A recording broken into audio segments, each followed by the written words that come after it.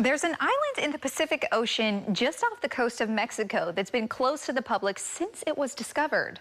But it's now hoping that tourists will give it a chance. Travel host Tabitha Lipkin takes you to a place that just 4 years ago was the last place that you'd ever want to be going. Take a look. If you're really into unique travel and you want to visit a place that I guarantee you've never been to and you've likely never even heard of, come with me to Islas Marias Madre, which for over a century was a prison island. But to me, that's the idea of the islands, that you can turn something bad or sad into something good for you. Less than 3,000 tourists have ever even set foot on Islas Marias Madre, which opened to visitors last winter. It's one of 3 main islands that makes up an archipelago off the coastal region of Nayarit, Mexico.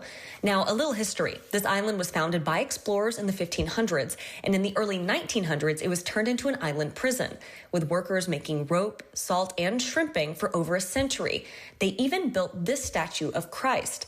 However, due to corruption, the prison was closed in 2019, and the current president of Mexico, Andres Manuel Lopez Obrador, deemed it to be turned into a biosphere and tourist destination run by the Mexican Navy. The people are the citizens. They deserve to know about history, and they deserve to know all the things we have. So he decided to make something bad or something maybe sad and into something joyful for everybody. So that's the idea. I'm taking you with me through the halls of the old fort here on Islas Marias Madre. And if you're someone who's interested in coming to visit yourself, you might be wondering, well, how do I get here? After taking a 3-hour ferry, you will be here only for 3 days and 2 nights, no more and no less, because that's how long the tours actually last. So the idea is that everybody can come and see a different kind of tourism. The tours of the island do not shy away from its brutal and complicated history of pain, imprisonment, and death.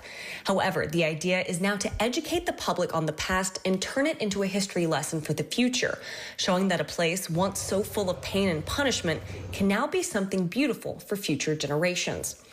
Walking around, you'll see that almost all of the sculptures and art on the island were done by prisoners, which range from those convicted of murder to political prisoners, which included famous author Jose Revueltas, who was held here and even wrote about the island in one of his books, Los Muros de Agua, in 1941, aka Walls of Water, his first novel, which was based on incidents that occurred during his confinement. He rather to write, he rather to be educated, he rather to read. I mean, when he finished the stay here, he had a different life, and he could make that, he could express that example to the world. Islas Marias Madre was also featured in the 1951 movie Las Islas Marias, and real prisoners were used for background actors.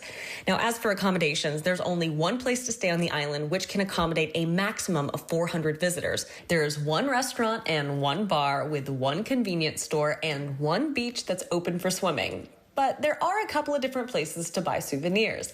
And this fall, it will host its first marathon, with hopes of having more sporting events in the future. Yeah, so we're planning on bringing more sports events here, and we're open to receive you all if you want to come. The old adage, those who do not learn history are doomed to repeat it, holds true. But Islas Marias Madre is about hope, and right now it's hoping that its new status as a tourist destination will keep its history on the minds of those who visit. Yeah, well, from the islands, the idea that you can have hope, and that's what can take you farther.